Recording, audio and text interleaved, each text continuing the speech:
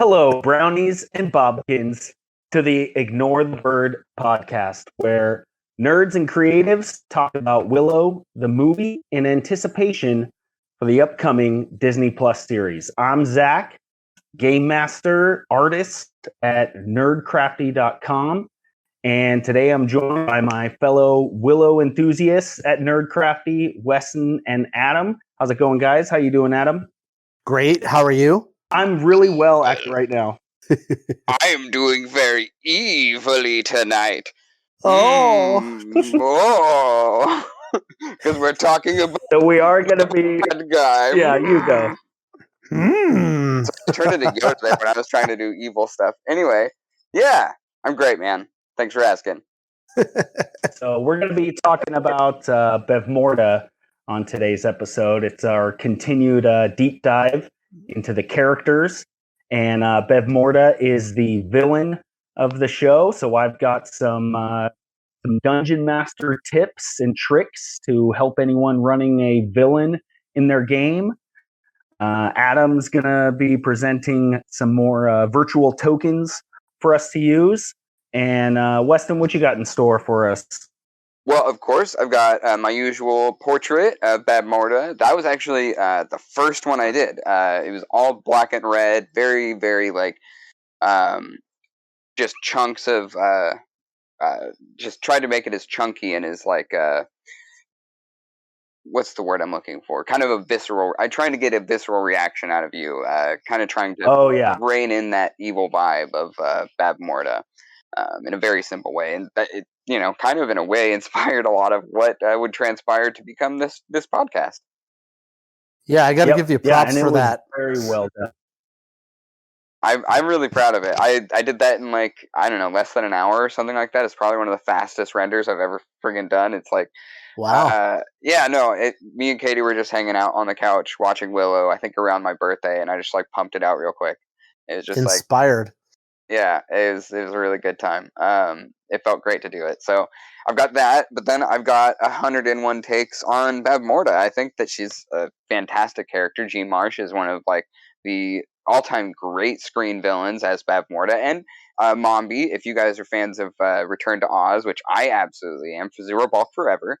I think that Bavmorda is impeccably played by Jean Marsh. It is tragic to she is a grand antagonist, and her story is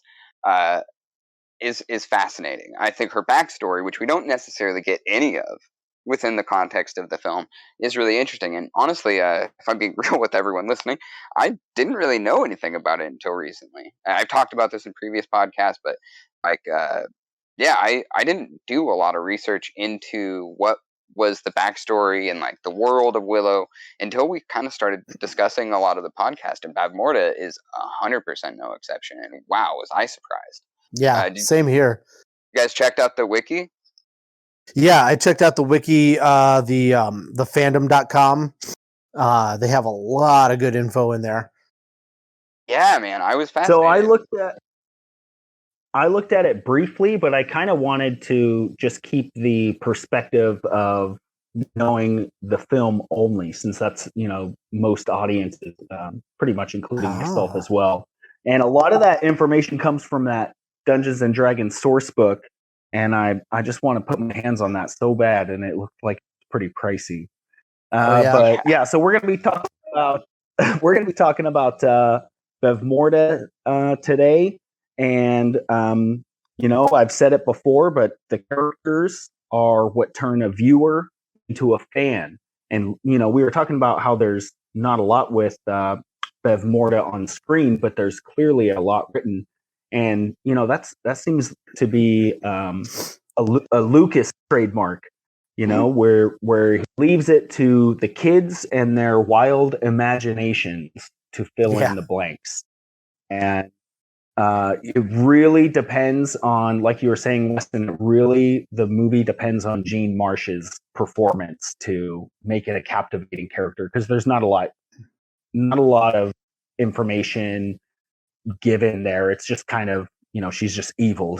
It's, my favorite representation of a character who's just evil for evil's sake is in the Three Ninjas movie, where the bad guy says like, "Being evil is so fun." No, And specifically, I love being a bad guy. yes, thank you. I love Yeah. being evil. So great. And Bavmorda's, not as bad as that, but there's definitely. I don't know. Is she not that bad? Well, I mean, it's poorly written. You know what I mean? Like, Oh, okay. I got you. But even within the source books, like she's born evil. So, and you know what? There's nothing wrong with that. Those are some of my favorite characters to run, especially in a Dungeons and Dragons game, where sometimes that simplicity can be really rewarding for a GM, so that you can just focus on maybe the heroes or other things. Dude, yeah. And I don't know if this is just you, like, almost like subconsciously kind of just like being a great storyteller and not even like analyzing a lot of it, but dude, like, that you're such a great dramatist. You're so great. You're so theatrical in the way you portray characters. That kind of villain suits you as a DM so well because you're able to pull it off. And that's like a huge thing. It's not an easy thing to pull off. I mean, we have Gene Marsh, we have Frank Langella, we have Nicolas Cage. It's hard to pull that kind of villain off, man. I mean, some of the greats of all time, really, to pull off that kind of archetype. And I think that's what Gene Marsh does incredibly well. In a way that we talk about Frank Langella as Skeletor, I think a lot more in like pop culture discussions than Gene Marsh as Bavmorda, who's just incredible at like there isn't much in the text of who Bavmorda is, but you know that yes, as you said, she is evil, but she's also insanely powerful. Yeah. She is. You understand implicitly from the get-go, without her ever displaying it, that she is godlike powerful. Mm-hmm. And the what research you can do on the character kind of backs that up. Literally trains with Sherlindria, the fairy queen. Mm-hmm. As well as a lot of other powerful magic users in the world. And the funniest thing is like I mean, yeah, like you could say she's born into evil and everything like that, and she was when she was born, they like the whippoorwills and all these forest animals were like, I don't want to say singing her praises, but they were saying, hey, one of the most powerful beings is coming into being. And they actually had hope that she would, bring magic into a new realm that would be for good. And she could have done that, but born evil, like she just didn't wanna. Like she took every opportunity to learn about it and then just corrupt everything, for pure selfish gain and everything like that. Like she even brought I forget what it was called, the grimoire of whatever it was. Malatrium. Yeah, just because she wanted to learn about it, it came into being.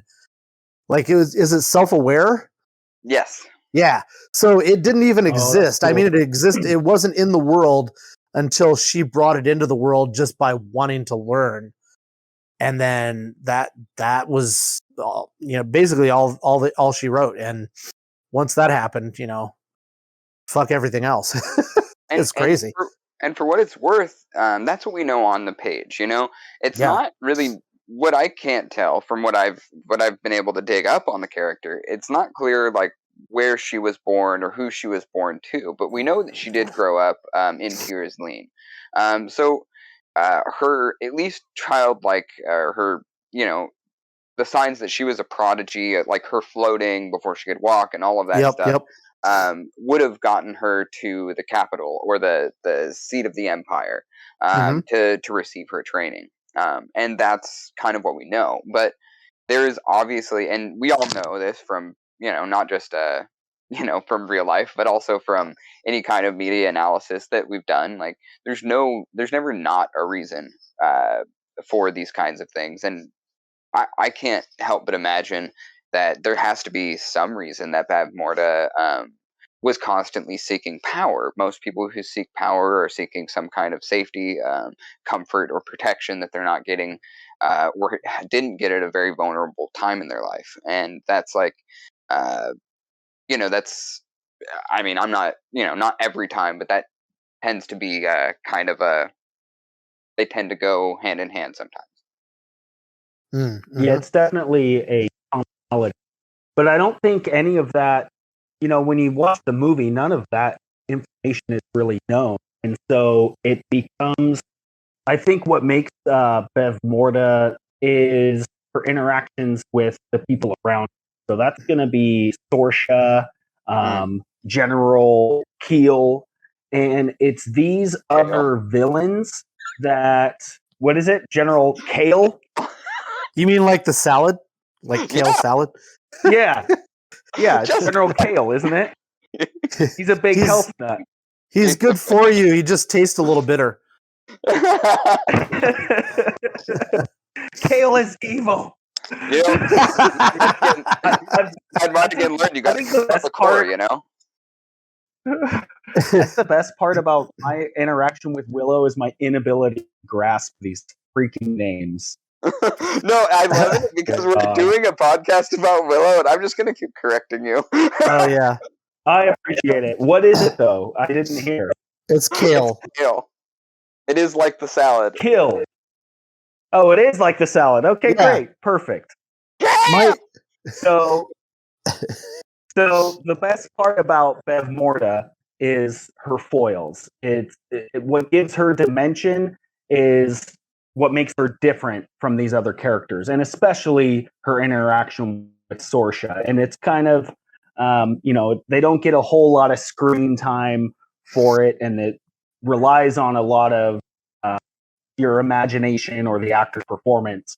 But I think it's those interactions where she's giving Kale orders, and he's telling her about the prophecy that her daughter will betray her. And like all great stories, the villain isn't necessarily destroyed by the good guy, but their arrogance, their selfishness is their own end. Their hubris. Bavmorda plays, yeah, exactly. And Bavmorda plays that to the T. And I always love a story that does that. That that good and evil is not quite so simple, and evil has its own repercussions. It's self-destructive, right? So I really like that they got that across with Bavmorda, and I don't think they could have done it without characters like General Salad and Sorsha. An interesting point. I was looking at Bavmorda's one of her profiles on Tinder. No, I'm just kidding. I was looking at one of her profiles, and like it has different like species, hair color, yada yada yada, and it has on one of them. It says apprentice, and apparently Kale is her apprentice, and I had no idea. And I like to see it in the movie, like you would have no idea. Like he doesn't really do any magic or anything like that. He Mad Mardigan defeats him and everything like that. But apparently he was a magic user. Well, I mean, I don't know. That apprentice can mean a lot of different things. Was this like another fandom wiki? Yeah, it's it's I haven't come across anything that like confirms that. But it's definitely like possible, especially with the source book. There might be stuff with Kale that I didn't even realize. But yeah, definitely interested in. I'm going to definitely dive into that for our Kale episode, which we're definitely doing, right? Hell, sure. Okay, cool. I love General Kale. He's definitely got like even less on the page than Bavmorda. But like I think aesthetically, he's a lot of he's referential to so many different things that that came before and would come later. But anyway, yeah, as far as Bavmorda is concerned, I definitely think like as far as her like portrayal in the film and it being so like you were saying, Zach, kind of her being defined by the characters that surround her, and her being undone by her hubris. I love that aspect of her, or of the way that the character was written, in that she's constantly seeking to attain this kind of like godlike power, and in a way that the way that the her ritual that she was performing went down. When she went to, strike down and finish her ritual that would kill Alora Dannon, that actually, in the meta or whatever, in the canon of the story, actually just completely deletes her from existence. So there's no way she can ever be revived. There's no way that she's ever coming back. Like, the way that it's written is that her entire existence and power is nullified, which is the only way you would have ever been able to kill her, and the only way that she would have ever been able to be killed is ultimately by exactly the kind of spell that she was performing, which is exactly being killed by your own hubris. Yep. I mean, to a T. Yeah. Yeah, well, it's just so, yeah. it goes to show like things that Samantha tells me all the time, because I'll get into something and doing something, and then like I start going too fast, and she's like, slow down, just take it slow. Because I mean, she didn't slow down. She got excited. She was doing her spell, and then she knocks all the shit over, and then suddenly that's her undoing. You know what I mean? Like, take your time. Yeah, man. Willow got to her. She like, is this incredibly powerful queen. I mean, powerful in a magical sense, power in a political sense, but Jesus, incredibly powerful. And here is this Nelwyn absolutely just roasting her. You stupid hag! And her entire fucking shit melts down. I absolutely love it. Yep. Oh man, it just goes to show that. Oh yeah. Sticks and stones aren't the only thing that hurts, you know. Sometimes emotional damage like hurts worse. Yeah, when you built up a fragile illusion that can be easily shattered by a slight insult by an L1. I mean, yeah. Yep. It also shows the power of making your enemies underestimate you, and Willow does a phenomenal job of that. Yeah, or underestimating him to the point that when he does a fairly common sleight of hand trick, she fucking melts down. Yep. And Willow, being a great magician, great street magician, knows that he's not trying to make her think about the baby and how he's making her disappear. He's trying to make her upset and trying to get her off her game. So he starts calling her names, something that, oh man, it always gets to me because it's played to so many angles. It's smart writing, and people are just people are sleeping on this stuff, man. And if you're a kid, you're like, oh, he called her a stupid hag. Oh, oh shit, he really went there. Moment. Oh no, he didn't. So yeah, he plays her like a violin. Really does, man. It's beautiful. So I know that you're mostly coming from the perspective of the film, Zach, and I don't want to alienate you by this, but I think her backstory is really fascinating. We've touched on a couple of things, like her being a prodigy and her, whether or not she was essentially like born evil, which I definitely think is essentially how she's written.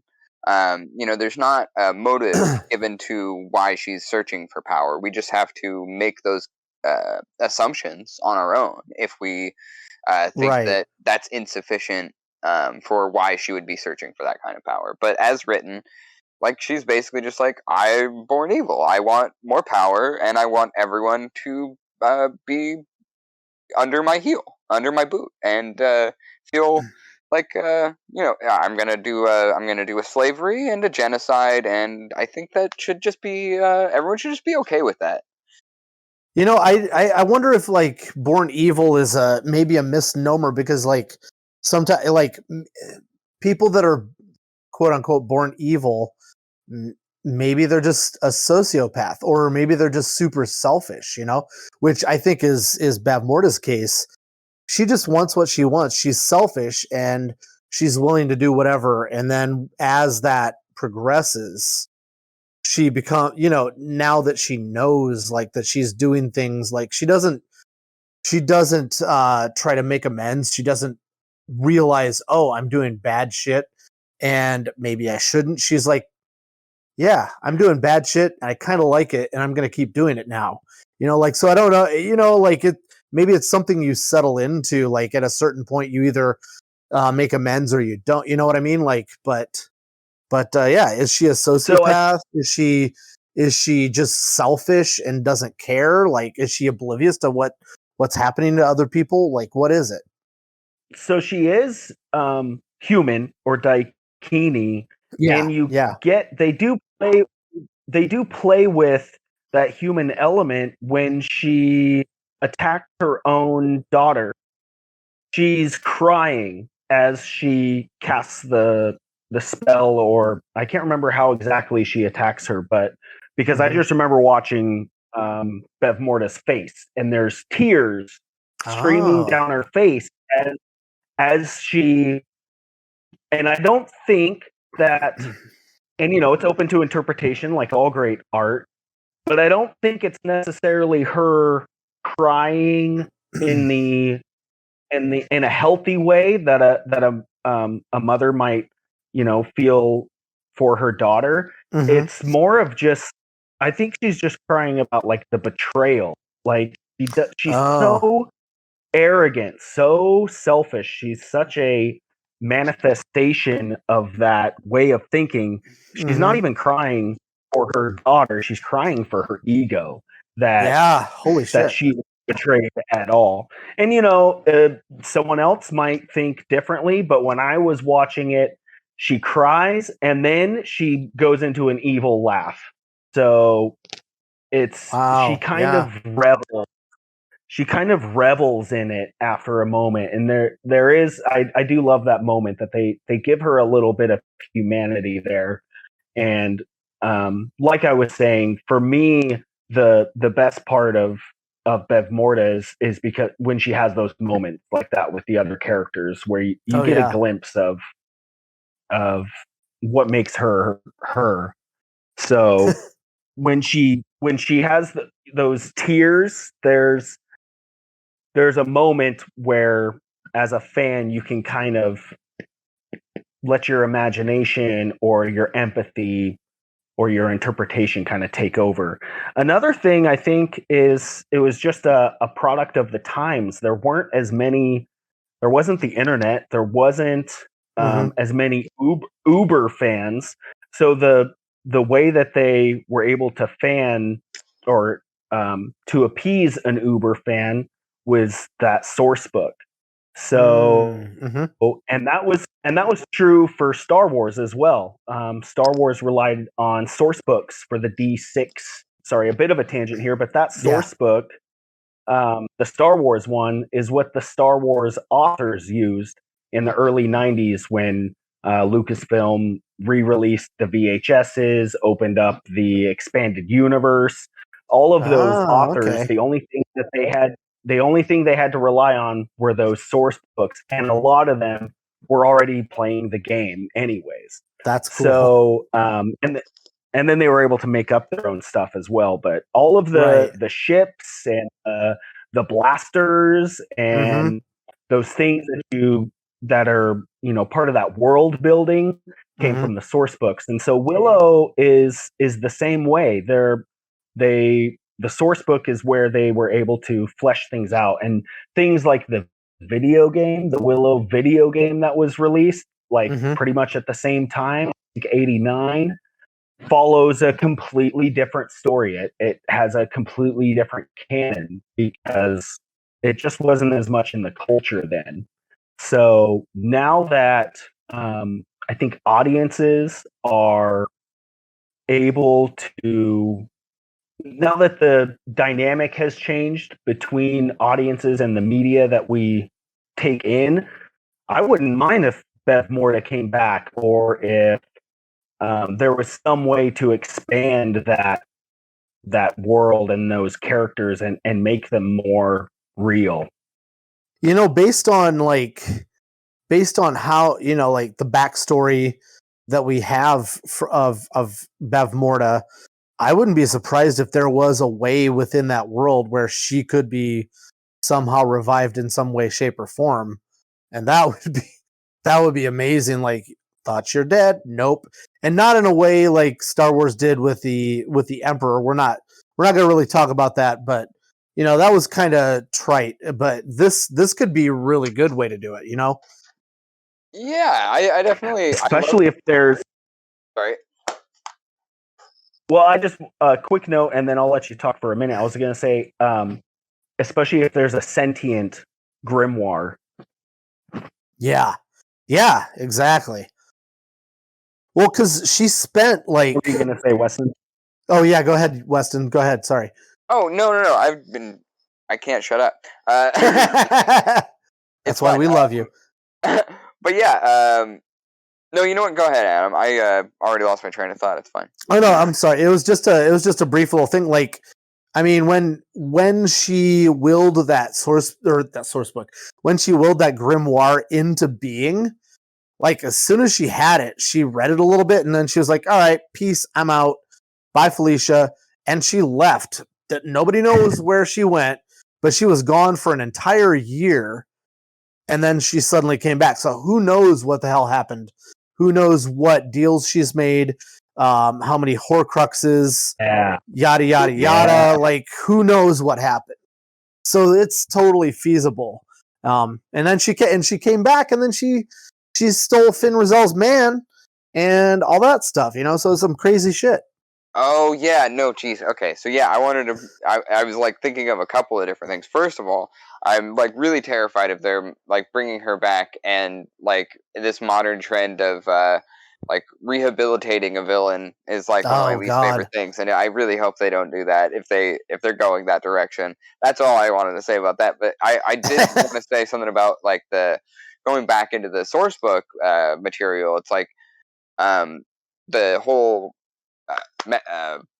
Morta's relationship to her daughter is something that is definitely interesting. Like you were just talking about with the husband, Adam. Like it's interesting. Bavmorda seeks to take Finn Rizal's lover right before she banishes her to an island, and she does go like in a like a mind control ultimately. Yeah, and she's doing all of this. We find out for Sorsha. Like that's the whole point. Like we don't get much from who Bavmorda is, but that is an interesting action. The fact that she would go through all of this simply to have a daughter, and once her daughter is born, that's when she launches her endgame. She ices Terrazline. She kills her husband. She starts making her play for power. She succeeds. And Sorsha is ultimately her heir apparent for doing this. Yeah. The only she launches it. Yeah, like on the day. So it's like there's definitely a reason she would do this. I mean, yeah, we're not given that reason, but it's an interesting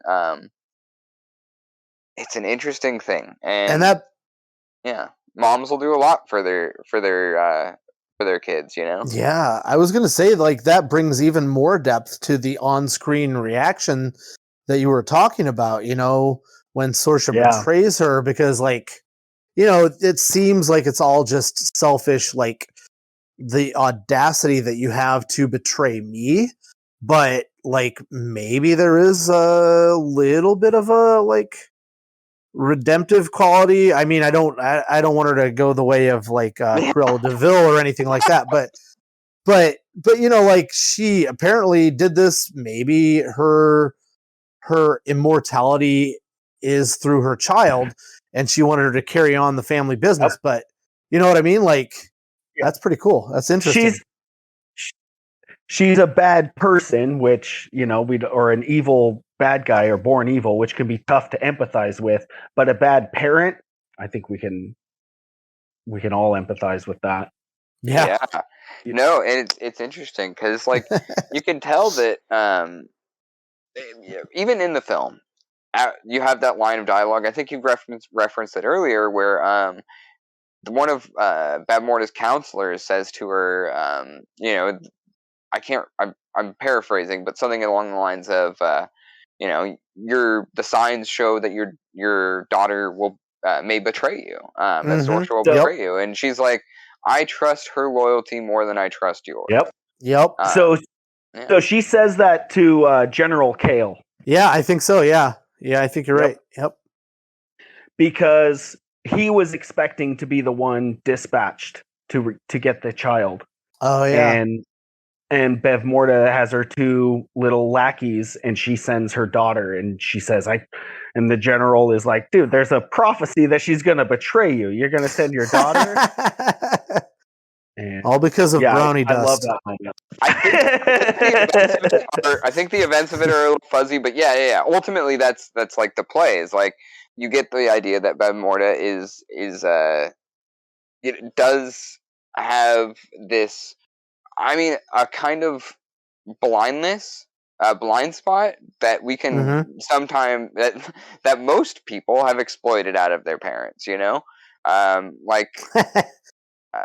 mean, I don't know anybody who hasn't especially when they were younger. Like they would never think I would do this, so I'm gonna do it. Yeah. Oh yeah. And Sorsha definitely doesn't plan on betraying her mom, only because of like a very seemingly random series of events. Does she? I mean, if Frangine hadn't hit him in the face with the dust of the broken heart, he would have done the tent scene. And if he hadn't done the tent scene, they would have never had the scene where he's carrying her off on a horse. And if they hadn't had the scene of her carrying off on a horse when she raided with Kale in Tyr's Lane, would they have had that moment where they totally mac on each other right in the middle of a fucking fight? Yeah, it's the butterfly effect. Exactly. I think it's the power of love. It was destined to happen. Well, that's a bunch of garbage, but you know what? No, but that is what the film is doing. That is 100% what the film is doing. I think maybe it's a point to the fact that born evil is a thing, because, I mean, Bavmorda could have chosen to do like something better, but she didn't. And her daughter, it's not hereditary. Her daughter, like, she's on the evil path. She's having fun with her mom, and then when given the choice, she chooses the right thing, and there you go. Bob's your uncle. So can either of you tell me if did you say she's not her hereditary daughter? Oh no, like I'm saying born evil isn't hereditary. Ah, okay, I understand now. Yeah. No, in the context of the film, it definitely, the context even of the source book, Bavmorda is pretty much just born evil. There's no real rhyme or reason for her surge in power or her oppression of all of the people in Motherworld. She wants power, she is going to get it, and she's going to step on everyone to achieve it. And she wants everyone to bow to her. That's, the way the character's written. Yep, she'll even step on herself. It's it's something you can do in these big kind of pulp genre inspired pictures or films, where it's not. It is representational. We are able, as an audience, people living in the real world, able to kind of see what George Lucas may have been trying to say with it. But I think it's valid that there could be hundreds of different interpretations of what he might have been trying to say with it. Especially because it's not like Star Wars. It's not necessarily. I mean, it's explicit who the good guys and the bad guys are, but there is not necessarily we don't know what the rebellion is necessarily fighting for. Just as we don't necessarily know what the Galadorns or Galadorn soldiers and the Nelwyn are fighting for against Bavmorda, other than what we see is a lot of people um, who have ultimately been harmed by the oppressive rule of the Empire or Bavmorda's Empire. So I think it's fair to say that if we were looking at this from our perspectives, Bavmorda is ruling over a theocracy, right? I mean, her magic is ultimately another form of faith. It's just not like we would see. It's like D&D rules, Religion, it's kind of hard to be an atheist in D&D because you can touch a god. Yeah. So God will kill you. Yeah. So it's like, yeah, I think if Bavmorda is not necessarily ruling by any metric of what a leader would look like under any kind of non-authoritarian style of rule.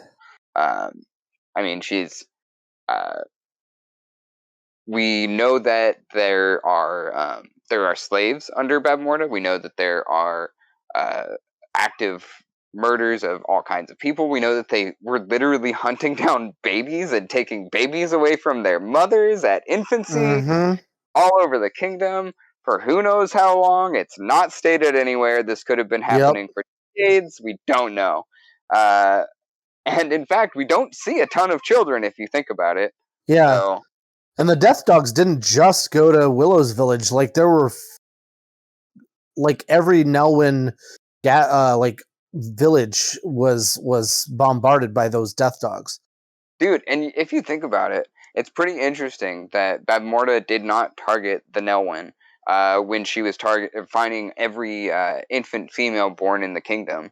Yeah, it's interesting. I think it says a lot, not just about I mean, that's a choice. I don't know necessarily if the prophecy says specifically a Daikini baby, Daikini female baby, but they are looking, if I'm not mistaken, they are looking for a girl, a baby girl, right? It's not right. It's yeah, not they're looking for a girl, definitely. Okay, just wanted to make sure. Yeah. So, I mean, it's not like the Nelwyn don't have children, right? Yeah, clearly. So, is it Bavmorda having some knowledge that we don't get, that it's just a Daikini child, or is it her as kind of like a bigoted ruler of an authoritarian theocracy, not seeing Nelwyns as people in the first place? Yeah. She's also not collecting brownies. She's not collecting trolls. She's not collecting any other of the species on Mother World other than Daikinis. So it's one or the other. And it might be a good extrapolation that that's part of the blindness that comes with selfishness, that you can't even imagine other people helping each other.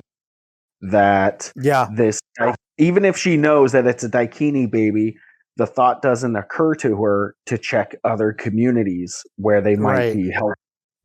So it's kind of more into that definition of evil and how it is self-destructive or blinding.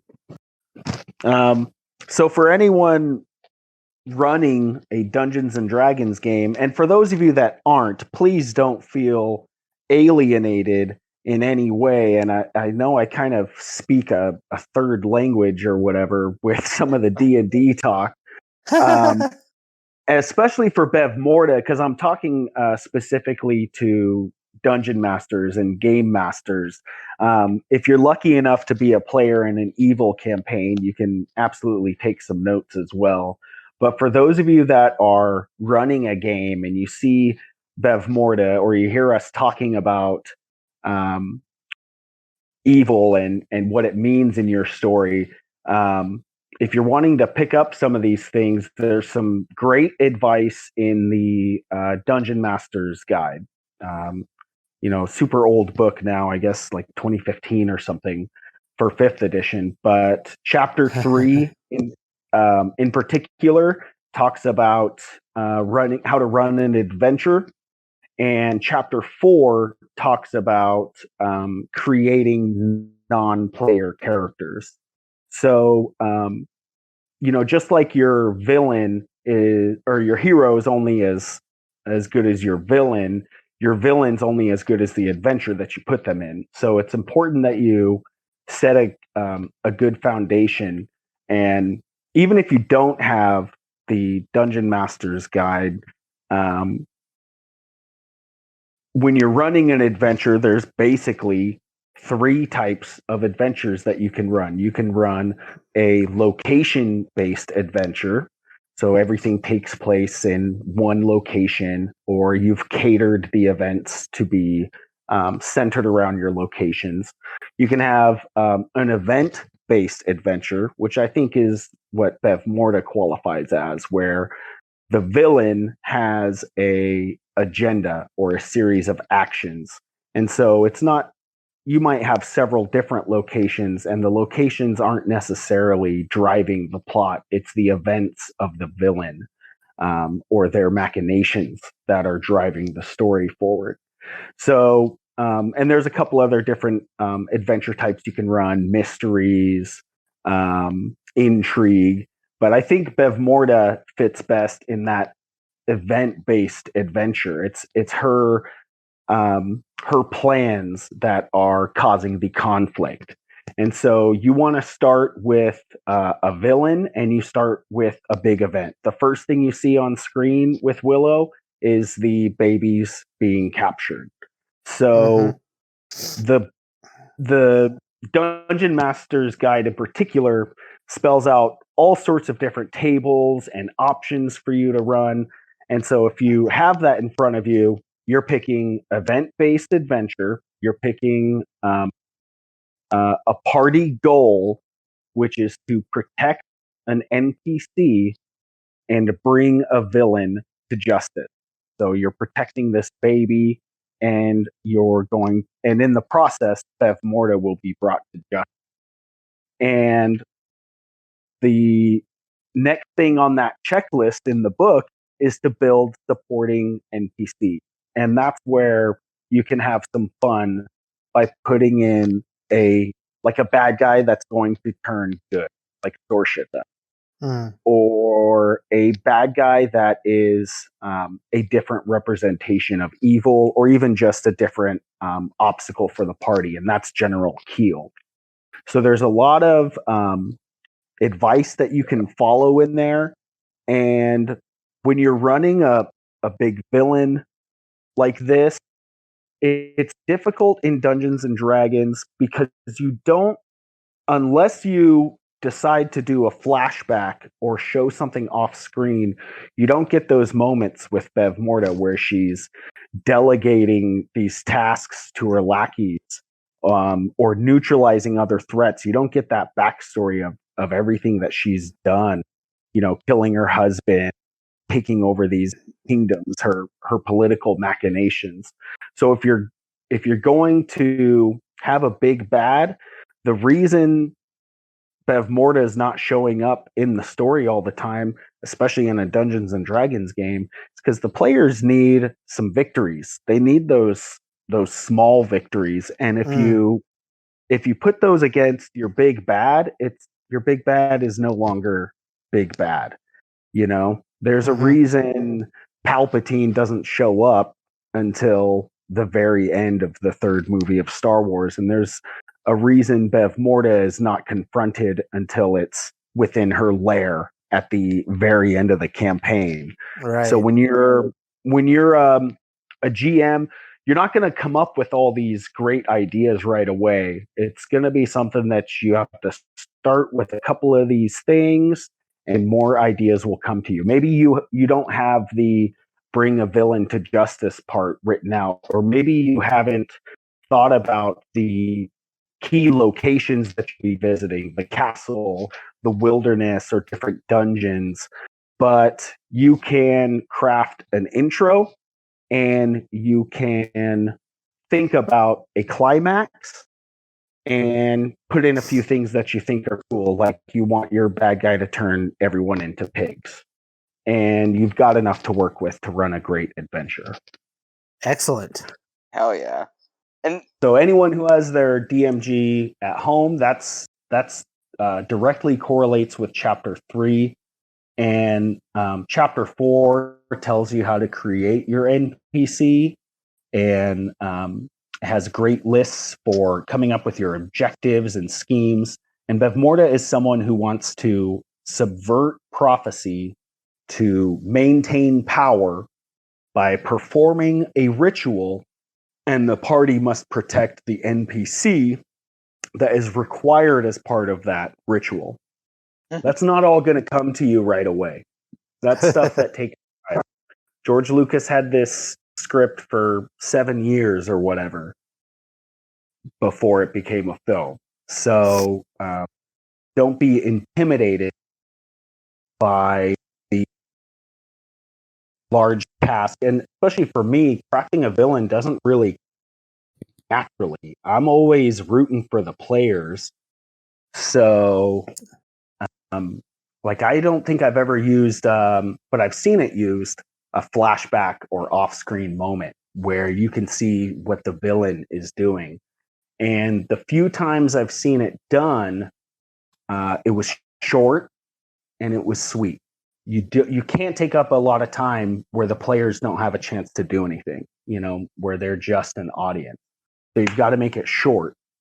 And you've also got to make it sweet. You got to make it something that's going to be engaging for them as an audience. You need to have a surprise, a twist, a reveal. This is where you get to, maybe you built your adventure on some tropes, like they have to take down the castle full of orcs. This is your chance to show a flashback where the orcs are an illusion. And there are no orcs there. It's just part of this one piece of this grand master plan that your big bad has. And the players get to see that, how that level of detail that the villain is working at. Mm-hmm. So I haven't used a lot of flashback sequences. I usually have bigger parties, and I just don't feel like taking the time. But if you can do it well, you can really add some drama and some fear for this big bad, and just make sure that you'd never have Bavmorda show up in the story. Just keep her in that lair, because you want your party to go to the lair. You don't want them killing her in your second session. If you put your villain in the second session, you need to have, or put anything in front of your players, you need to make sure they have agency, that it's possible they could take her out right then and there. Mm-hmm. That makes sense. Yeah, in the case of Willow, Bavmorda basically TPKs the entire party, and it's left up to the gnome or halfling bard, to deal the finishing blow. And I don't think that's what you want as a player. Yeah, and it's definitely, that's something you run into, I think, more with maybe a Star Wars role-playing game, or any and in a D&D game, it's going to be, it's like you have your spellcasters and you have your non-spellcasters. And Bavmorda is going to be a great villain for your spellcasters to face.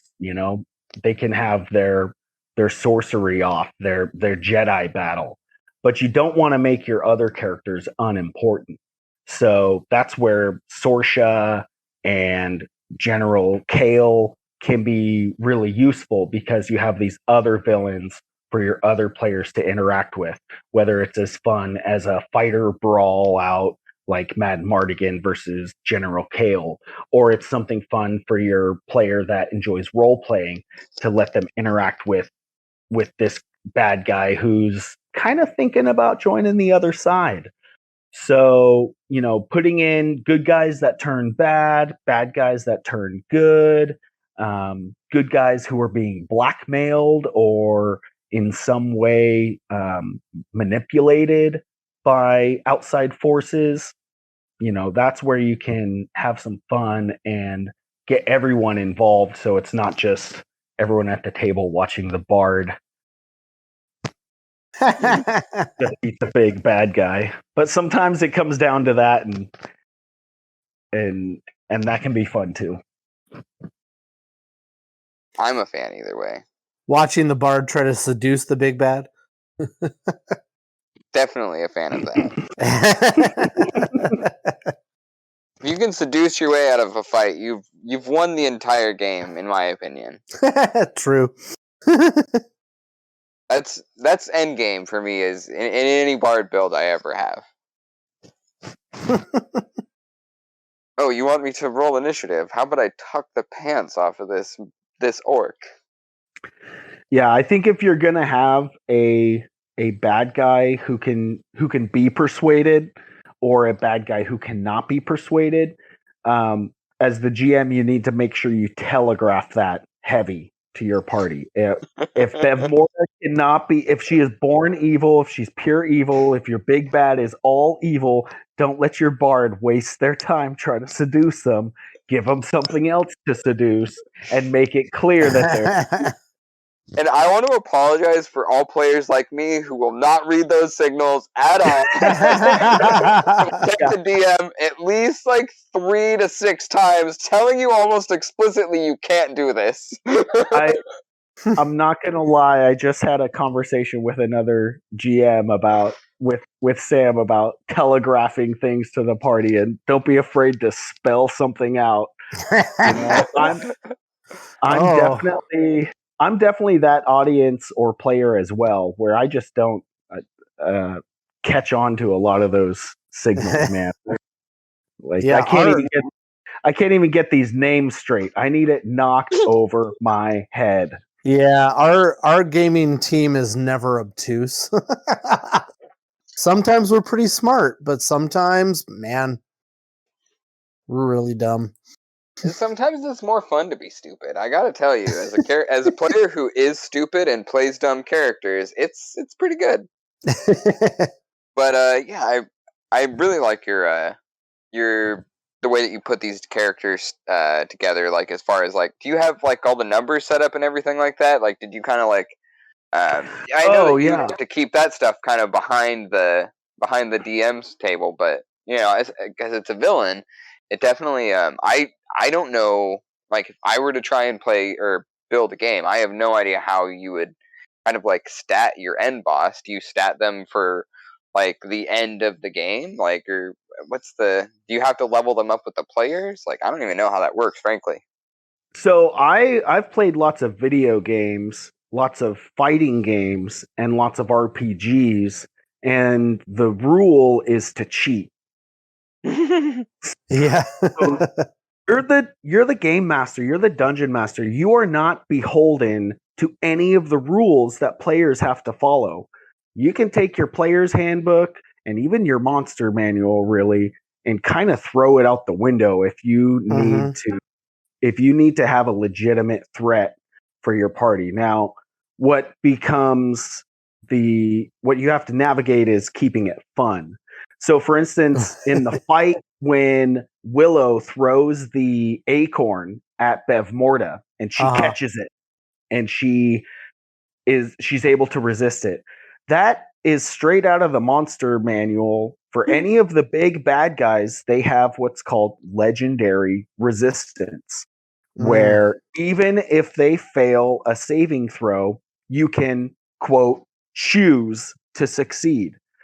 So, with my Dungeons and Dragons brain on, when I saw that moment, I was like, oh, she's got legendary resistance. They just threw their 9th level spell scroll at the big boss. You open with your biggest stuff, and you're just able to resist it. Now, what makes it fun is that she doesn't have an infinite number of those. And you might even, as a dungeon master, telegraph that to your party and say, oh yeah, she just used a legendary resistance and she has 2 more, or she might have more. So don't be afraid to throw the rules out the window when it comes to playing your climax big bad boss. Now, that being said, you've got to make sure that you have a secret weakness, or you have something fun for the players to strategize around. And in this case, she has the ritual that's going on, and it's kind of, if I were running a big bad like Bavmorda, I would probably make 2 or 3 different paths to victory, and maybe even cater those to the party. And you can only do that if you've been playing for a while and this is your climax and your big bad boss. But one of those paths to victory has to be an HP slogfest, and that path is going to end up with dead characters. Sorry. Oh god, a really bad thing. Yeah, that's taking it a bit too far. Wow. But that HP slugfest is a way to win, but it's the most costly, and it's also the most boring. You're just sitting there crunching numbers for so long. But that needs to be a path to victory. The second path to victory needs to be some kind of mystery or puzzle or strategy. And in this case, it might be you telegraphing to the party how much power has been built up into this ritual. You might put a sphere of annihilation in there, and that's the only way that she can be destroyed, is from that sphere of annihilation. And maybe that leads to a sleight of hand trick from a party member. Maybe it leads to someone using a charm spell once you've expired all those legendary resistances, and getting her to just walk into the sphere, or you can get more creative with it, but you need to make sure you have that secret weakness. And like we were just saying, as a DM, the secrets that you want the party to know, they're not really secret. You really, it's okay to telegraph those.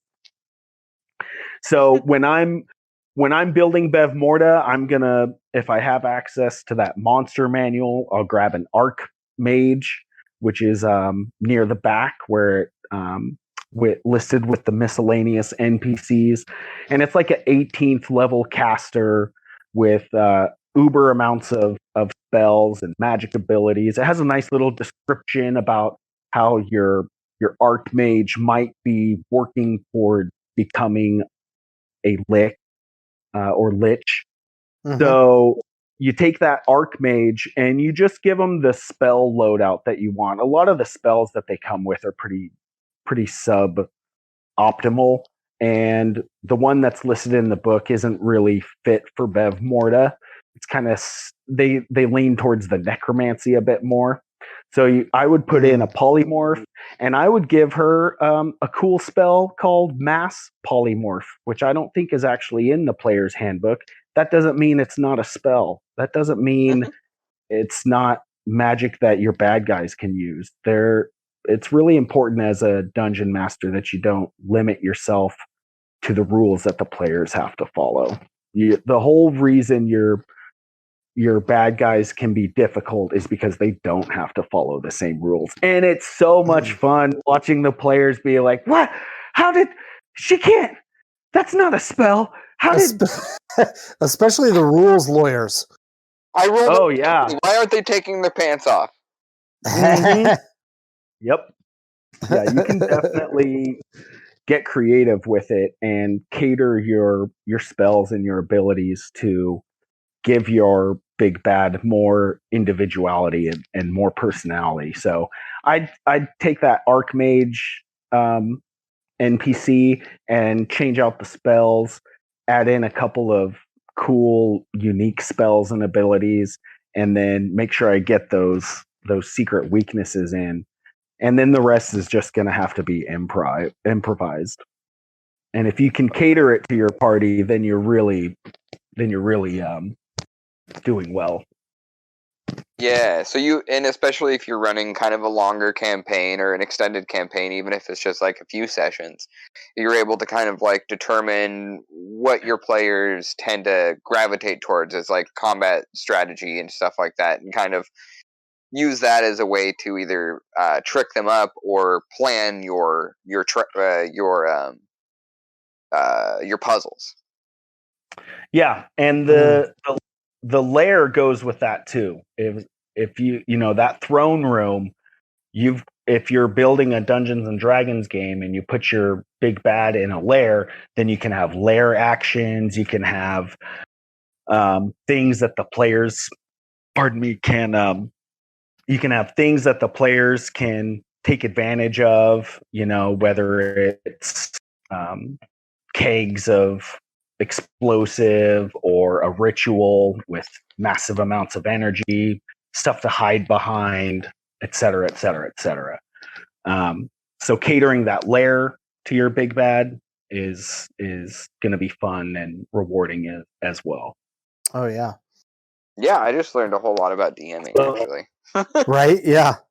Yeah, no, honestly, I think having like that puzzle element always reminds me of Legend of Zelda, like, in a boss fight. And I always love that kind of stuff. Yeah. And I think like there's an element of that in Bavmorda, especially. Like you have a brazier that comes to life. Although I think that's a result of Cheryl Landria's wand, but ultimately I think if you were running the game, you could always like have that just come alive on turn 3 or whatever. Right. I think that there's not to mention like there's the spike wall that Sorsha almost gets ran into that just is in her chamber for some reason, obviously for torture. That's probably for torture. But yeah, that whole room is full of like little hazards and stuff like that. So I think there's a lot to having those kinds of boss fights being right there. Right into Willow, And I think even as a storyteller, I think that's something that, you were saying at the beginning of your discussion about Bavmorda as a D&D boss, that, you might get a little bit like, you might feel like you're a little bit in the weeds with your D&D talk, but I think a lot of this stuff is just as relevant to people who write stories or media of any kind. It's it obviously is something that George Lucas was thinking about in not just Willow, but I mean, you think of you mentioned the Luke Skywalker's duel with Emperor Palpatine, and there's tons of like hazards in that duel as well. Not to mention, fighting two bosses essentially at the same time. Yep, and telegraphing that one of them can be saved. Like Luke knows in his heart, the DM told him, you can sense a bit of Anakin Skywalker hidden underneath all that machinery. Yep. Yes. Yeah, no, absolutely. And you, like, as a player, I'm already like, oh yeah, Luke, you gotta save your dad, man. And yeah, there's a lot of stakes for actors as well, man. I mean, like that's the part of me that's probably responding first is like, oh man, to be able to jump into a role that juicy would be so much fun because there's so much complexity there. There's so much to portray in just instance, and the subtlety of it all, the subtext of it all. I really love getting into stuff like that, and it's rare you get roles like that. And so yeah, I think ultimately all I'm saying is that it's always relevant, depending on your perspective. And I think I always appreciate these portions of our talks because I always learn something. Thanks. And learning's friggin' cool, man. And yeah, I agree. Thank you. I just I think I was gonna bring this up earlier. I think this is where I brain farted, but it was something that we were talking about as far as like Bavmorda uh, uh, as a character and kind of her the way that a way that we can analyze her in the film, and I think as especially as people living in the world we live in right now, like I think what's interesting is that Bavmorda is what's explicit and what we do know just from the film is that Bavmorda is after more power, and that obviously the child prophecy, her capturing all the young girls in the or infant girls in the kingdom. We also see that she's dethroned the previous capital and the people that were running it. Obviously, she she didn't think that a monarchy was wrong. She just wanted to be the monarch. We talked a little bit about her being a theocrat, and I don't think I even brought up the whole monarchy and how that system is exploitative and harmful. Obviously, history is an example of that. But yeah, I think the build to power is something that we can see across time and social boundaries when you have kind of when you see anyone building power, accumulating power, rampantly hoarding that power, not necessarily doing anything that benefits the good of all people, especially when that power can grossly eclipse the individual power of most other people on the planet. And we can definitely draw a lot of lines that, to many situations that are going on currently to that kind of hoarding of power. And it's something that is something that I think about a lot. And like, I think that analyzing Bavmorda as a deeper character, maybe her motivations for wanting to keep her and Sorsha safe are valid, but it's also important as people who are media analysis and critics to consider the fact that, yeah, absolutely, as written, Bavmorda is evil. It's not like that deep, in fiction you're allowed to do that because sometimes you have something to say about what is evil, what is an evil of the world, and George Lucas makes that fairly explicit, that build to power, that enforcement of oppressive hierarchy, and it's not just clear in Willow, it's clear in a lot of his early work. Yeah. Yeah. Bavmorda would have made a good Sith. Yeah, no. Yeah. I was just thinking of something like that. Yeah. Yeah, man. I'm super fast because I know that back in the day, you were saying recently they're not a shared universe, but because they're both Lucas properties, people have had, or there's been not just references to Willow in Star Wars and vice versa, but there's some theories, or there was a April Fool's joke or something like that tied them together or something. There's definitely a desire to connect the dots. Yeah. And as a storyteller, there's a through line of oppression, of selfishness, of being evil. Right. Yeah, man. And I just like I know that culturally we see evil a lot of different ways, like depending on your perspective. Evil is a subjective thing just like good, and that's where it gets complicated with analyzing Lucas properties, especially Star Wars, and in fact less so with Willow, because I mean there is some hint at not necessarily an ideology, but we know that she's a monarch, Bavmorda. We know that she's hoarding power. We know that she's explicitly been an oppressive force in the world, killing, I mean, untold numbers of people that have caused incredible hardship in the world.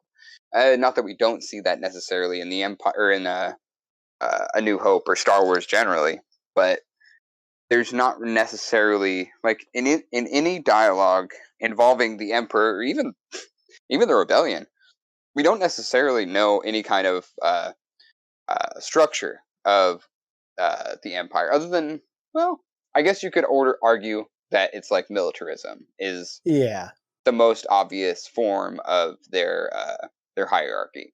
You know, you only hear people referred to as general or lieutenant or anything of that nature. I mean, stormtroopers don't necessarily have that kind of designation, but they're the lowest on the hierarchy. I wish there was a way that we could see Bavmorda's kind of rise to power. And it's not, for some reason, when I watched Star Wars, I'm not interested in Palpatine's rise to power. But when I watch Willow, I'm interested in Bavmorda's rise to power. Yeah, I'd really like to see that. I know they're not doing that with the upcoming series, but man, that could be like a trilogy, a prequel trilogy. It could be a mini series. It could be any, like that would be hella cool.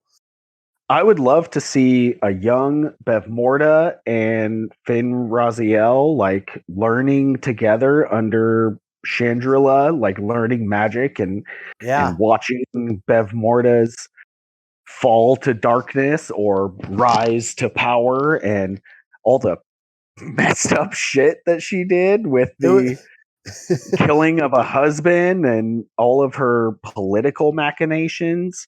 And if they did give, and that would open up an opportunity to give the character more than just this kind of born evil kind of depth and lean into that that bad parent kind of wanting a legacy for her daughter. I did all this for you, you know. I did all this for me, and you were supposed to carry on the tradition, and you're not. So fuck you. I mean, you wouldn't get the entire backstory, but maybe if you did like you could do like, I would want to switch perspectives out, so you could have like the first one is from like Finn Raziel's perspective, the second one is from like the prince's perspective, who she ends up marrying, and the third one is from Laura Dannon's perspective as like an infant and small child. That would be interesting. Or Sorcha's perspective might be nice. Oh, yeah. Wait, is that? I meant to say Sorcha. What did I say? Laura Dannon. Oh, yeah. I meant to say Sorcha. Sorry. Yeah, that would be really cool. Or even like as told, like showing different perspectives as told by Chandrila. Ooh, yeah. I think it's I like that too. Sheralindria. Sheralindria. It's sorry. like share as in CHER, which actually reminds me. We were talking about D&D. I've always had this theory. I don't know if I've even told you about this, Adam. I've always had this theory that Willow is a D&D game, right. like a celebrity D&D campaign ran by like Gary Gygax, that, like George Lucas, Ron Howard, and because her name is, yeah. Because so I have told you this. Because her name is Sheralindria, I just imagine that was like a night where Cher came over and like was hanging out, and they were like, "Hey, you want to roll up a character sheet, Cher?" And she was like, "Yeah, sure, I'll do it." And then she like just sits there and is like, "Yeah, I want to be like a powerful god," and they're like, "Yeah, that's And Sonny was there, and he just wanted to be like, he was one of the brownies. He's like, I just want to drink. Yeah. Smoke something. I can see that. That's funny. No, Sonny comes in ripped out of his mind and he's like, dude, I want to be a bird. So he's he's just a bird. He's Frangine's bird, man. Yeah. We just stole a baby. I was just like, yeah, bird. Oh god, that's great. Yeah, I don't know. I think this theory is pretty easily debunked, but I absolutely love it, so I'm just going to pretend it's real because it's part of my own headcanon. Yeah, I'm down with it. I'm going to keep with that. Sorry, total tangent. But yeah, we were talking about how the idea that of her being born evil I like both aspects of it though. Like whether or not you want to go that direction as a storyteller, or if it's something you like as an audience member, or if you would rather have the more deep, complex backstory. Because I think when you're trying to make a point, we're trying to tell a story about archetypes and a hero's journey type story.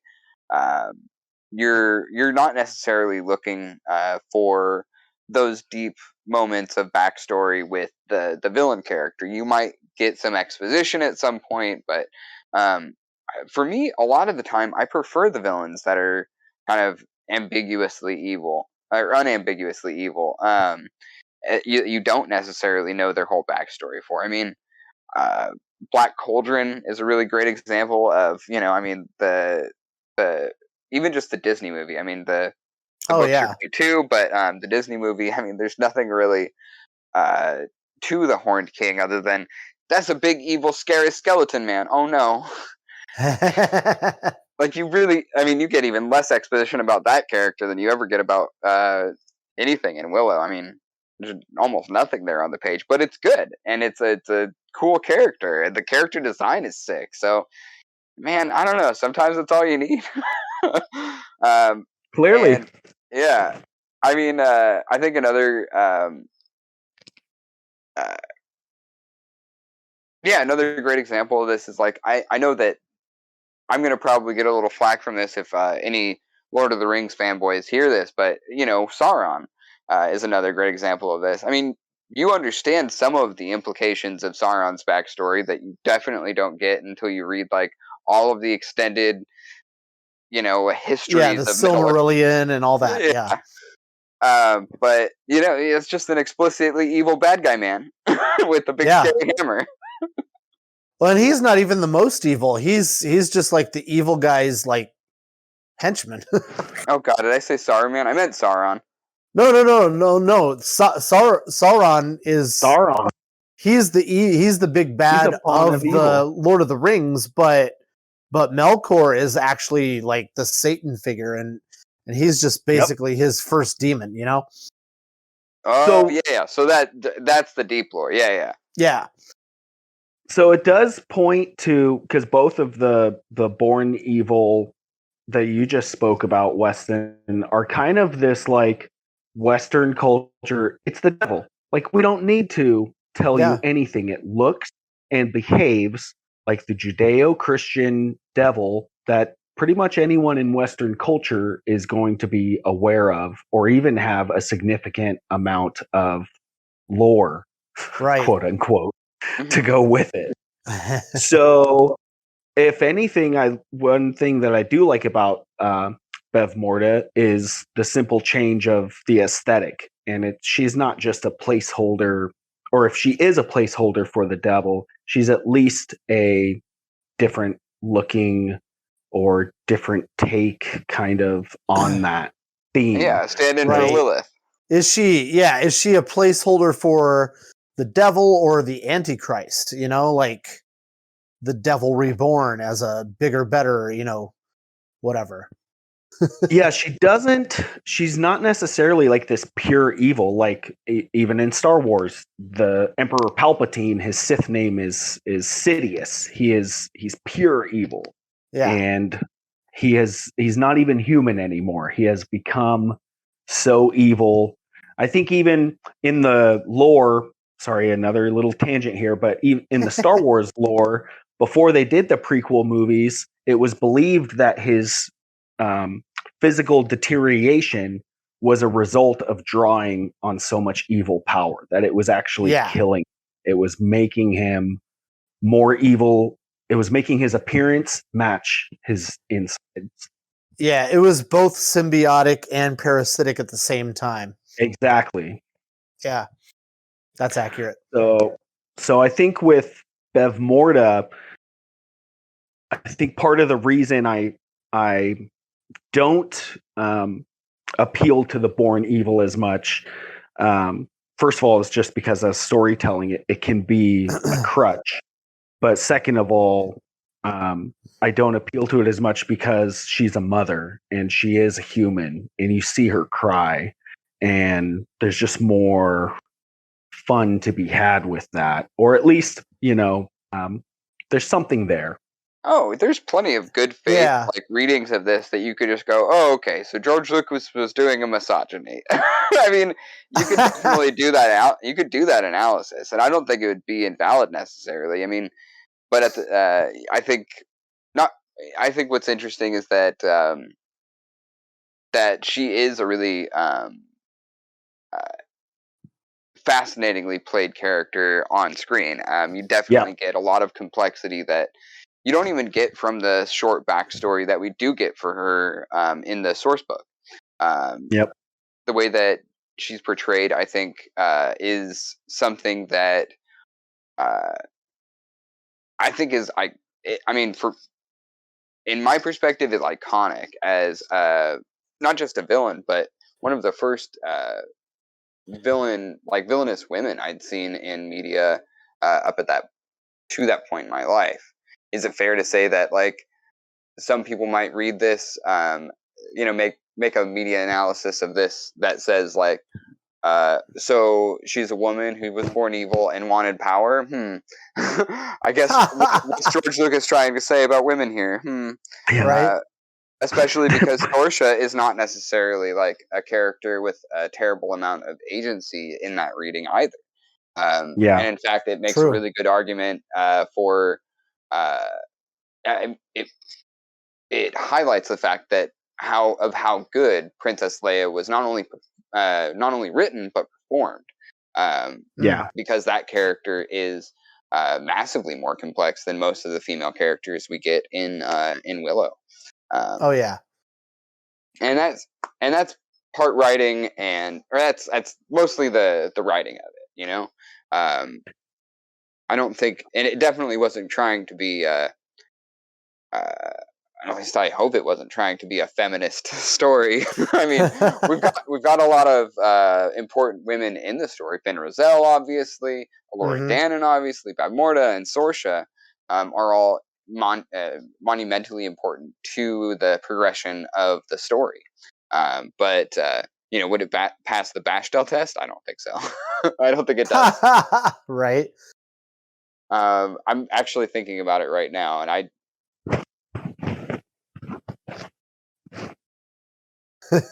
don't think there are very few interactions with two women in the first place in that movie.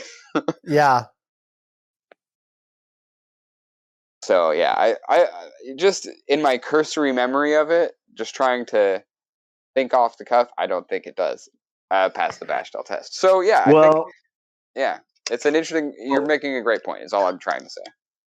I hope they take the opportunity in the upcoming series to explore the world building. Maybe they can get into some of that cool stuff about Bavmorda's rise to power and some of the cool things that are part of that world that they didn't get to.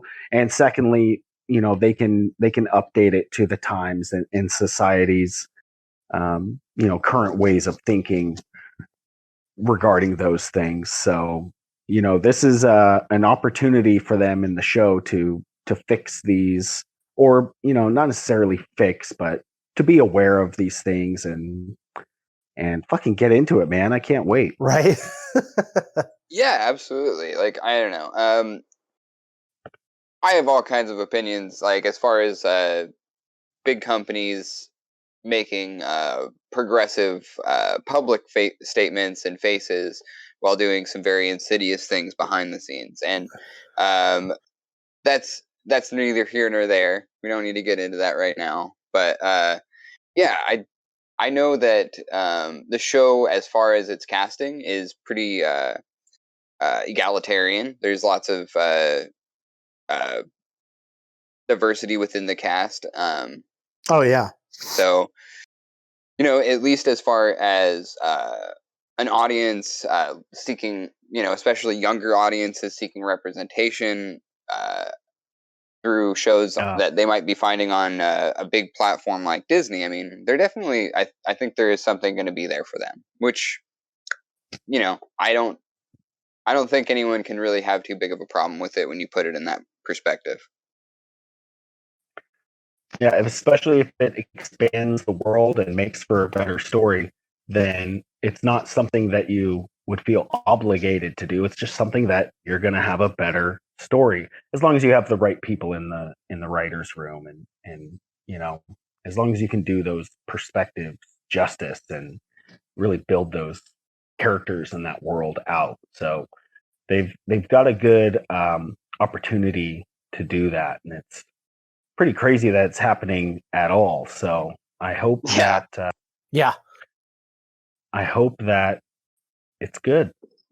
Well, yeah, I'm just wondering like exactly where they're going to take it, because at the end of Willow there's kind of the ending, and then there's like the unspoken ending. Like, there's the happy ending where they get Tira's lean again, and they're going to raise the baby, and the baby's alive, and Bavmorda is dead, but clearly Bavmorda was not the be all and end all, or if she was being killed, she's either going to come back or something worse is going to come, and is Elora Danan even in?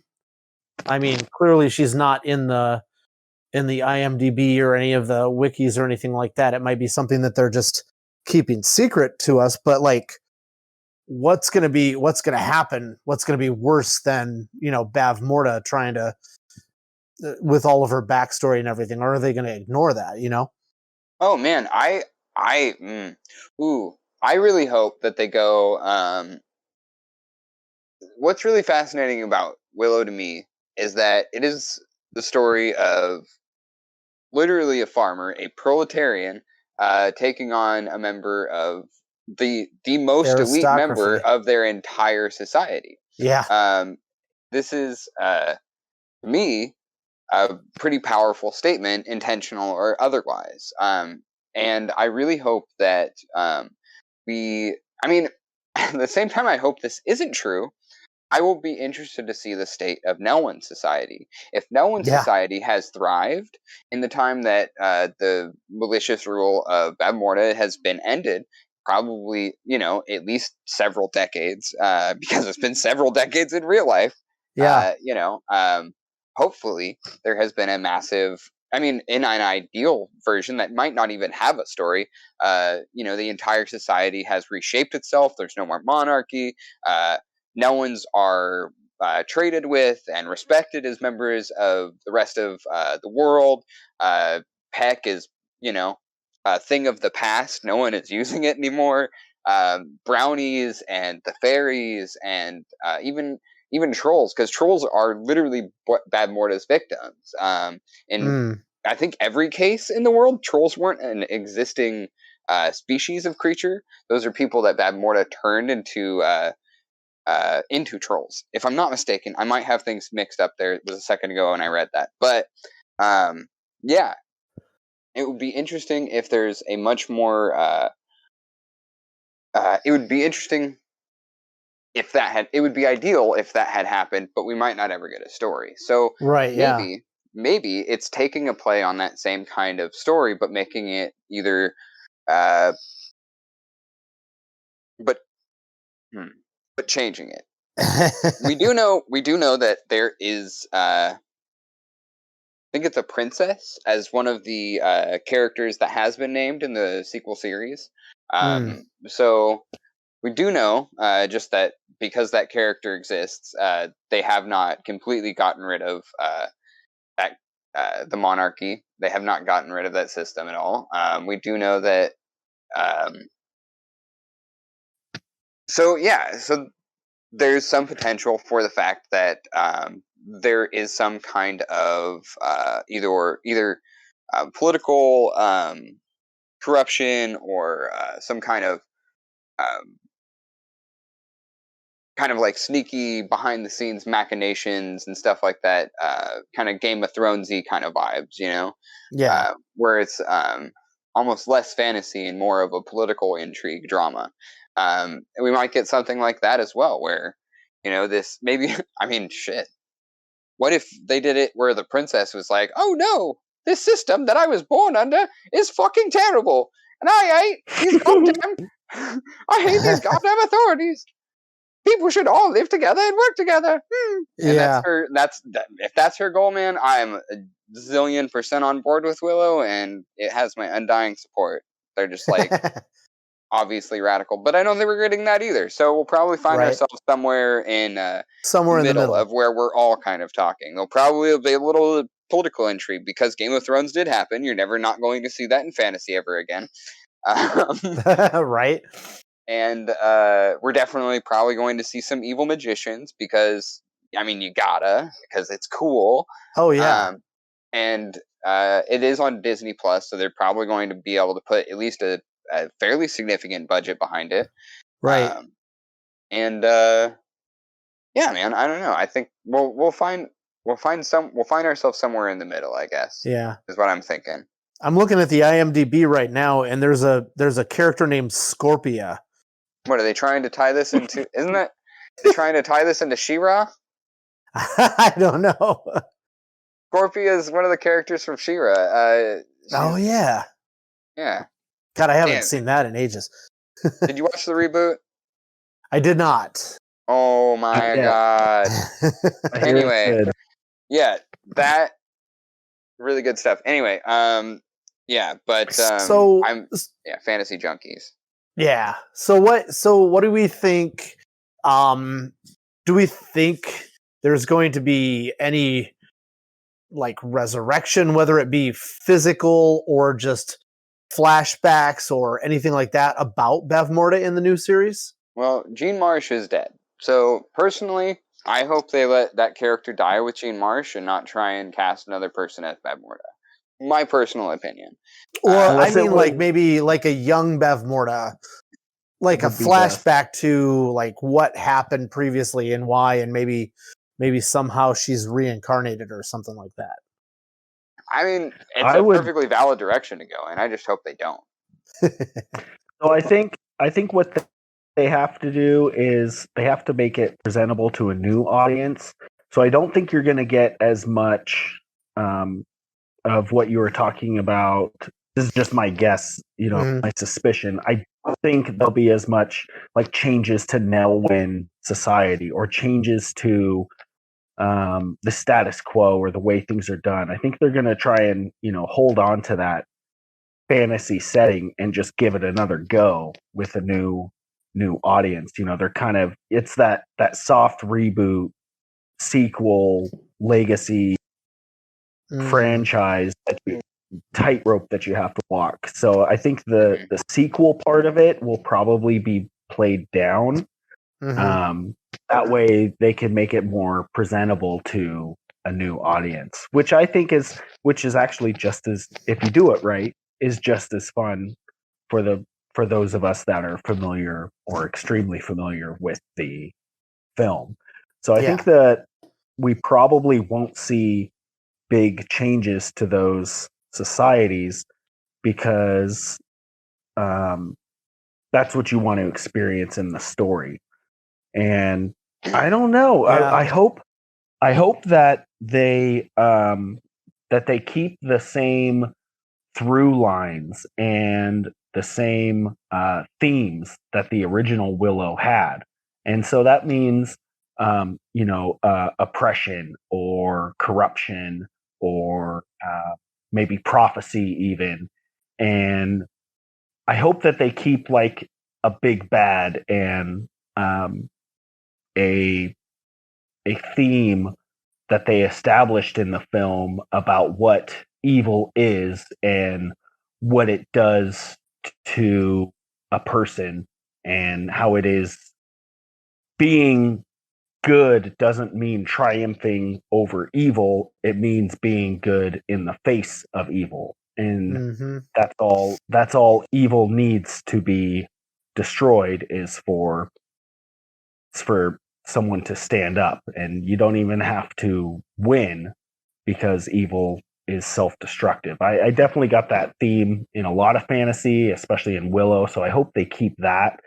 And I hope they don't make it some kind of like monster of the week or lacking in theme or So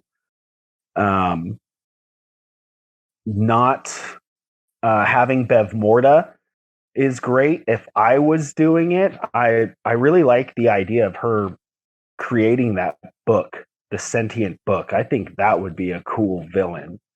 Would be a sentient book, because there's kind of there's a bit of kind of booky theme, the way in the movie, the way it transitions from left to right, like the Star Wars transitions of a page being turned. I think there's something there that's interesting. If I was doing it, I'd probably get some of that backstory of a young Bavmorda, a young Finn Rizal, a young Cher Chupacabra.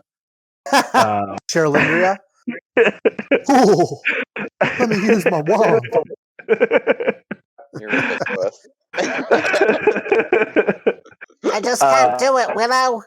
I mean, Chupacabra. Hey, you got a good Warwick. Oh, thanks. But so if I was doing it, put in that young rise to power, see how the book is made, and then make the book the big bad. Yeah, that's cool. Yeah. I like that idea. The thing is none of that stuff is even information for most people who are aware of Willow. Like, I think Willow is, finding all of this information is not necessarily like something that most people are into. It's a special kind of personality that gets this into the fandom. And this is a way to do it. Totally. Yep. I think seeing what a lot of their other reboots and sequels and stuff like that have looked like, I think this is by and large going to be like, we know it's mostly, if not entirely, new characters. Willow being the only character explicitly stated to be in the next, the sequel. Yeah. So, yeah, but I do think you're 100% with it trying to, I think it would be really dumb of them to not try and follow those same kind of themes as the original Willow.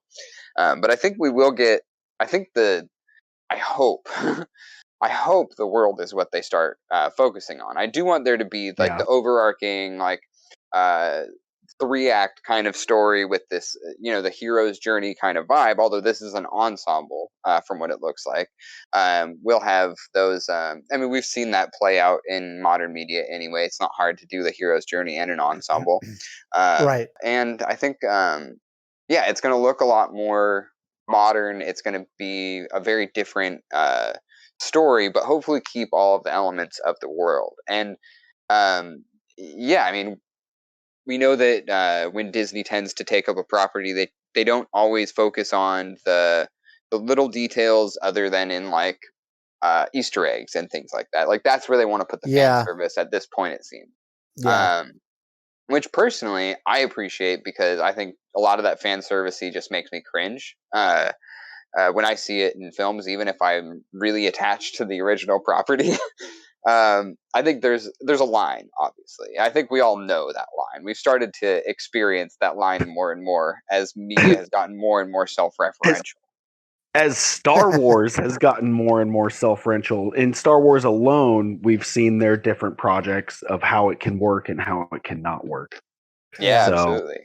They've been shopping this whole this angle for a really long time. They've kind of, they figured out what works, at least monetarily. So I have high hopes for the show. I don't think there's a great likelihood of it being just kind of like passable, not very good, mediocre, or even unwatchable. Well, you were talking about how it even began as it was a Kasdan idea, right? The son. That's right. Kasdan. Jonathan.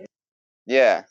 So he's got, there's a passion there, and I get the feeling there's a nerd there. There's a Kevin Feige of sorts. Like, the crazy amount of details that go into a franchise that's being built off of something that already has a fandom for its characters and its world, you pretty much have to. And a good example of that for me, and I'm like the ultimate Star Wars expanded universe, read the books, hate the sequels guy. The Mandalorian was good at, thank you.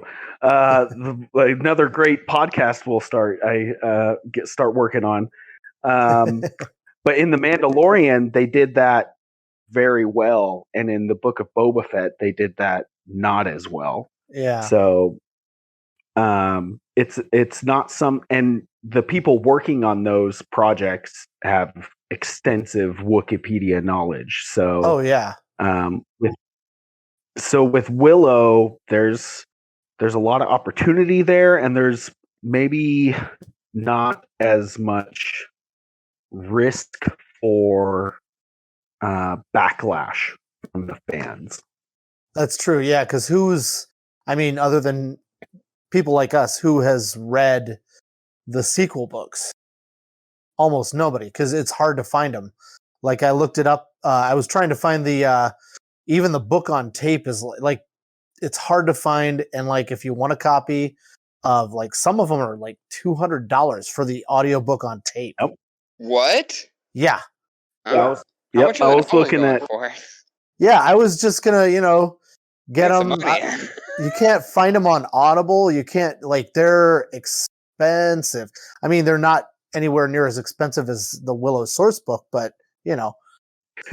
I was just about to say, I wanted to get the source book for you guys for the podcast, but we're gonna have to start a Kickstarter or a wish list or something. Yeah, I looked at that. I was like, wow, that's that much? Holy cow. Wait, how much was it? The source book? It's like between $300 and $600. Yo! Yeah, the cheapest one I saw was $300, and I was like, oh, I'd love to have that. Yeah, oh my god. Okay, well, it's funny because I bought the 3 sequel series. I bought the sequel series for almost nothing on Amazon from one of their, you could buy a used book from a bookstore across the country or whatever. I did that years and years ago and got all of the books for under $10. I'm pretty sure. Huh. So, I might have to just tell because I have the books. They're just at my parents' house. I might just have to tell them, hey, can you look through my room and find these and send them? FaceTime or something. Yeah. Dude, yeah, or just, offload them on the internet if they're selling for a lot of shit. Yeah. So if you're... That's true. If you're a Willow fan and you're listening to us talk right now, if you have some books or source books or you want to donate to us, you can do that.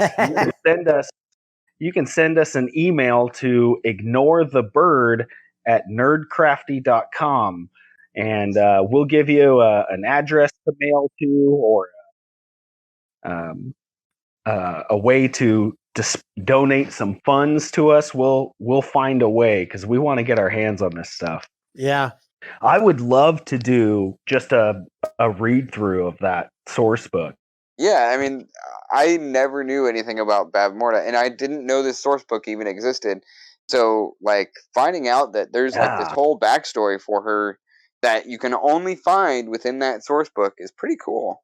Yeah. They also have information on Eric, which is another character I've never. Oh yeah. I've always wanted to know more about him. It's not a crush, I swear. But whatever. Anyway, yeah, there's backstories on Eric, there's backstories on Bavmorda, there's backstories on, you get more General Kale, you get more Sorsha, I'm pretty sure it has information on the book, the Malacarium? Malatrium. Yeah. Malatrium? Tomato. Tomato. Yeah, it's got all kinds of really interesting information that you can only find there. Yeah. I guess you can also find it on the Wikipedia, because they just basically copy pasted everything from the source book into the Wikipedia. So now I have a question. like, and correct. Well, it's more of a statement, but correct me if I'm wrong. But was the movie and the screenplay was written before the book for Willow, right? Yeah, as far as I'm aware, like Lucas had been working on the story, even before. I don't know if it was before he started like story work on Willow, but it was like or on Star Wars. But it was an idea that existed around a decade before it ever got shot. Gotcha. So he had some More- notes, some more world than building a and whatnot, but he didn't have anything finalized until after the movie, and then he had the actual book written.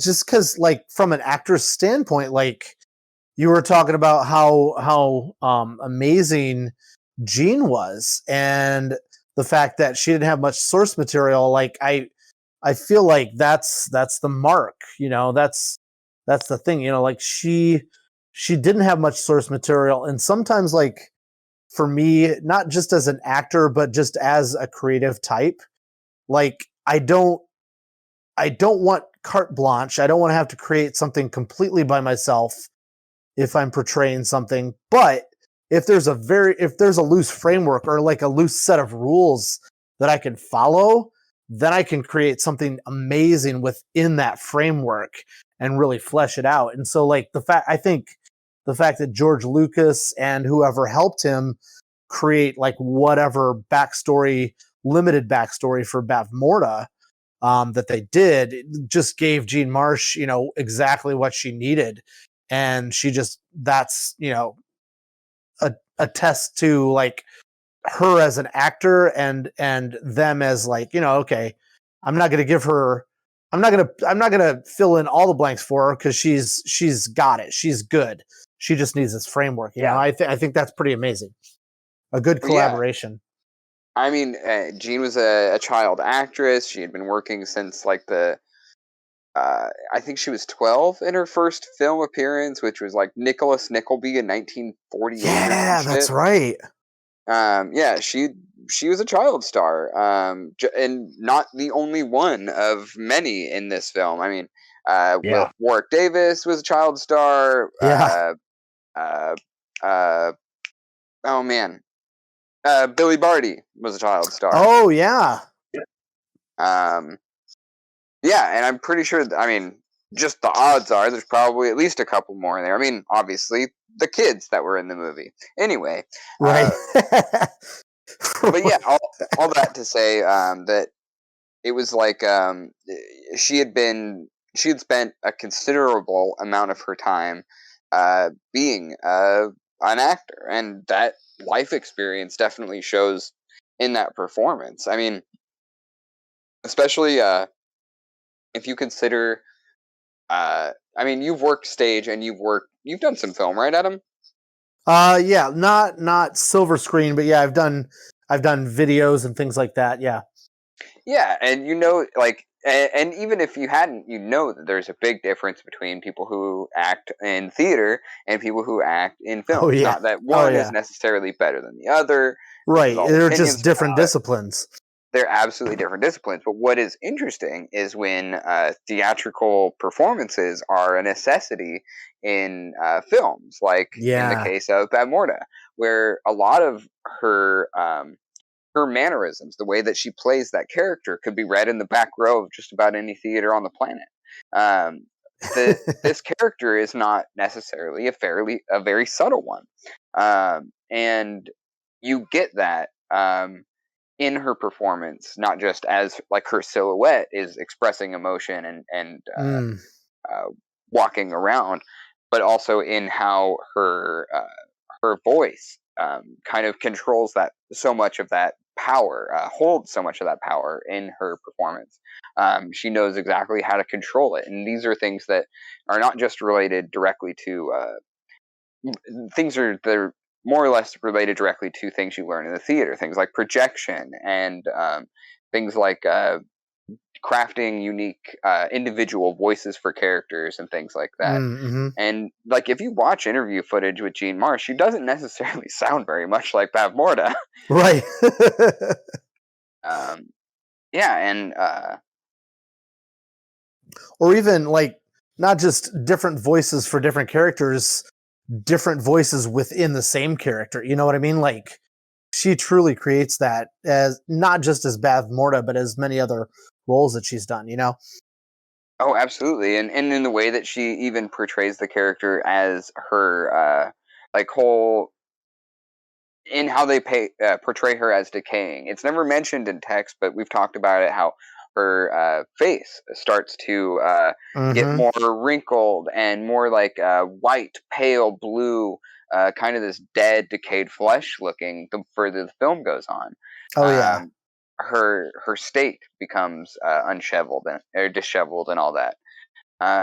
And yeah, I think that you can put the makeup, the prosthetics on just about anybody, and you have to. I mean, but it takes a great actor to make that makeup play. right. You've got to deliver it properly, otherwise, it's not going to play. Absolutely, absolutely. I mean, it's interesting when you look back on like a classic silent film back when these were all theater actors basically just trying out this new art medium and seeing how all these people who did their own prosthetics, their own makeup and things like that, even for like Lon Chaney, in Phantom of the Opera, and how that character's the makeup they applied to themselves caused them permanent damage and things like that. I mean, it's a story you hear over and over again from that era of Hollywood because, I mean, these were things that were more or less asked of them in theater, but because films' shoot schedules were so much longer, they could have never anticipated having this makeup on for how that would affect them long term like that. Not to mention the hotter lights and increased pressure. I mean, I mean, sorry, we're diverging again, but yeah, I think that ultimately this is what I'm saying is part of a greater tradition of actors. And that theater is really where everyone learns, regardless of whether or not you go into film. I think the theater actors bring a lot to the table when it comes to trying to find somebody who is able to bring something that is bigger than life and give it a reality. Yeah, absolutely. Because theater actors are able to, like, when theater actors do film, they like it's kind of like it's not a step down. It's easier to do. Does that make sense? When like you see some people who do theater acting in a film, you know it sometimes. Yeah. Their expressions are bigger, and sometimes it works very badly. Sometimes it's not called for. Sometimes it's unintentional. But it's a set of habits that you get used to in theater that you have to specifically unlearn when you start working in film. Or at least take those experiences and make them make sense as a character living in a real world where you can see your friggin' eyelids and every subtle movement that you can make and turn that into a performance which, has its own set of complications that you don't have in theater, just as you get that same dichotomy when you're a film actor trying to go work in theater. Where you're trying to play this really subtle beat that no one past the third row can see. Right. It can work really badly. It can work really poor. And either way, if you're, I got my D&D cap on again. If you're running a game, playing that bit larger than life character is so much fun. Like, around the table, you definitely are drawing from that theater energy. And you can say all the "I love being evil," or you might say something else that might fit better. But in the movie, the performance is so stellar, so larger than life, and like I was saying earlier, the way she interacts with the other characters, a lot of her lines are pretty much exposition or even a throwaway line. If you blink or you step out of the movie watching experience to refill your snacks, you can miss the Sorsha plot entirely. Yeah. So she does a really good job of nailing every single scene that she has, and a lot of them do call on that larger than life, that theater experience. But even when she gets a couple moments of subtlety, like when she's betrayed by Sorsha, she nails that as well. And like we were talking about earlier, even leaves it open to interpretation. And that's a credit on the writers and the actors and everybody. Like you were talking about, Adam, giving her room to make it her own, right? But having enough limitations to where you don't feel like where the decisions you make don't matter. I think that's what happens creatively. If you don't have a limitation, if you're just given carte blanche, then the choices you make about that character don't hold as much meaning, or they're not as inventive. I just wanted to contribute another thumbs up. You definitely get that theater actor performance, and it's not as corny as Three Ninjas or the Dungeons and Dragons. Yeah, man. I think in also the translation from theater to screen, like somebody experienced like a Gene Marsh or a Patrick Stewart or a Dame Judi Dench. The thing that that the editors and directors love is that they come prepared. They know their lines, first of all. Second of all, they might, because they know their lines, they don't have to do a lot of takes just to get what they need, but they will do several takes, and they'll do each take differently. And that gives them more source material to be able to decide, okay, this is how I want to portray the scene as an editor or as a director. Like they come with lots of food for that, lots of meat, that you can decide what you want to use and really craft that screen, that story. And I don't think non-theater actors really get that always. When are we going to do a theater gig, guys? That sounds like a blast. I'm done, man. I don't do theater no more.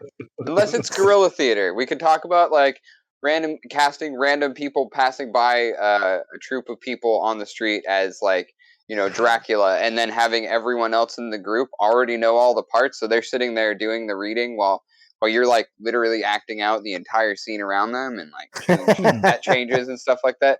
LA is great, man. You gotta come on down. We'll do some guerrilla theater, but yeah, it's gonna be hard to get me into a theater. Those places are stuffy and for rich people. It was a very important thing at a point in my life. It was one of the most important things in the world for a period of my life, but that is unfortunately far past me.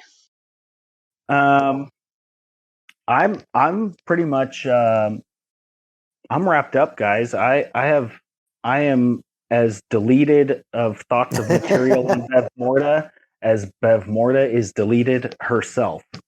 Well, you know me, I can always keep going. But I am curious, who are we talking about next? Because we've talked about Kale a little bit, maybe doing an episode on them. We've talked a little bit about the brownies. I would love to do an episode about Gene and Rule. That would be amazing. But then again, there's also Sorsha. Elora Danan. Elora Danan. I mean, Elora Danan's literally the most important character to the story. Without Elora Danan, there is no story. Right, yeah. So, I mean, there's no shortage of material. I like your idea of Gene and Rule. I don't think I have enough to say about some of these minor characters. I think we might have to do one episode. We'll see. And again, if you wanted to reach out to us, we're happy to discuss other topics or see any cool things. You can talk to us at ignorethebird@nerdcrafty.com.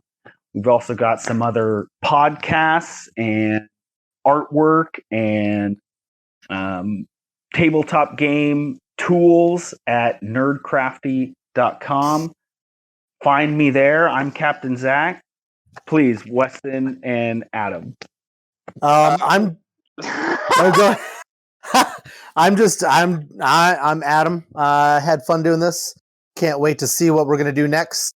Talking about Willow and all the characters therein, and talking about what's gonna happen in the future.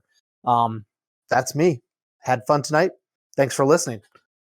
And I am Weston Lee Ball, actor, musician, artist, you name it. I do it. I just need the money first.